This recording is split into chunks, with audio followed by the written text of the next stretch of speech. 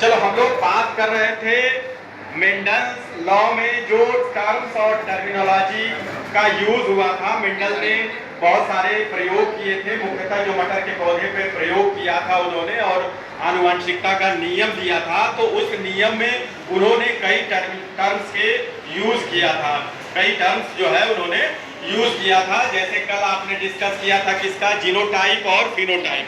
Genotype और phenotype क्या है? जीनोटाइप में क्या है कि वो लक्षण जो दिखाई नहीं पड़ते हैं, और फिनोटाइप में जो लक्षण दिखाई देते हैं, यानी कि जो बाहरी लक्षण होते हैं इनको क्या होता है, फिनोटाइप कहते हैं। ठीक है, तो अब हम लोग आज बात करेंगे मोनोहाइब्रिड क्रॉस, यानी कि एक संकर संकरण और द्विसंकर क्रॉस। ठीक है, एक संकर क्रॉस और द्विसंकर क्रॉस। अब एक संकर क्रॉस की अगर हम बात करें तो ऐसा संकरण जिसमें दो विपरीत लक्षणों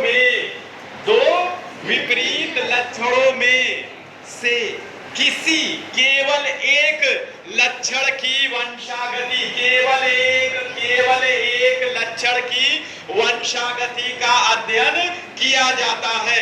जैसे मेंडल ने क्या किया, मटर के पौधों का अध्ययन किया। तो सबसे पहले उन्होंने ये देखा कि कौन पौधा लंबा है, कौन पौधा नाटा है। ठीक है, तो एक लक्षण हुआ, यानी कि लंबाई उसका क्या हुआ, एक लक्षण हुआ।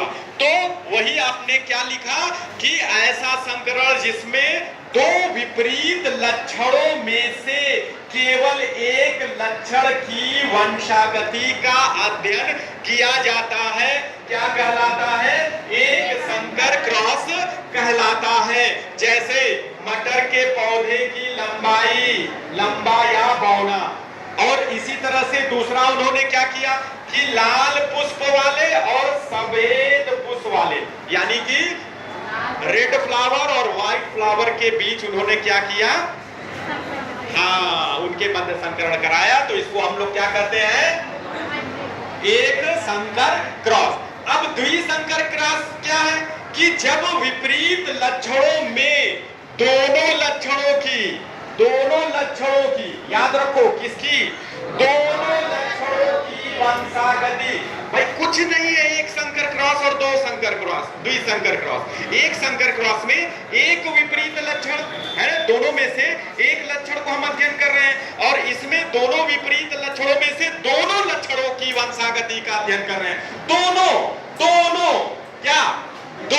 लक्षणों की वंशागति का अध्ययन हम कर रहे हैं। ऐसा संकरण जिसमें दो विपरीत लक्षणों में दोनों लक्षणों की वंशागति का अध्ययन कर रहे हैं, उनको हम क्या कहते हैं, द्विसंकर क्रॉस कहते हैं। क्या कहते हैं, द्विसंकर क्रॉस कहते हैं। अगर हम एग्जाम्पल की बात करें तो मेंडल ने क्या किया, पीले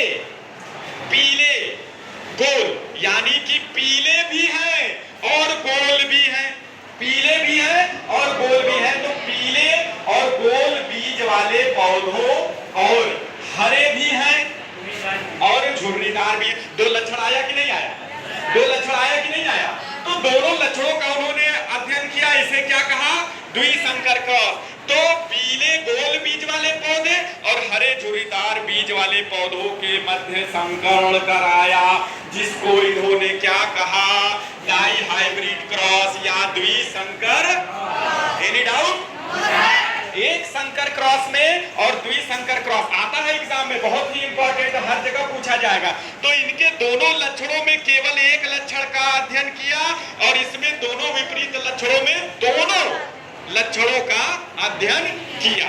बात समझ आ गई?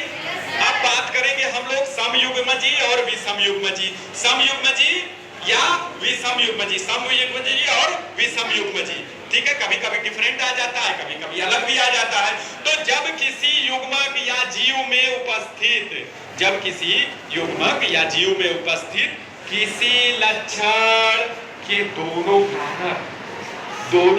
कारक समान हो, समान का मतलब क्या कि भैया दोनों बड़े हो चाहे दोनों छोटे हो, समान ठीक है, थोड़ा सा कंफ्यूजन होता है कि इसमें एक शंकर क्रॉस और इधर समयुग्म जी, तो उसमें कंफ्यूजन नहीं करना है, इसीलिए दोनों को साथ में हमने लिया कि समयुग्म जी में क्या है, जब किसी युग्मक में उपस्थित किसी लक्षण के दोनों कारक क्या हो, समान हो, तो उसे क्या कहते हैं, क्या कहते हैं।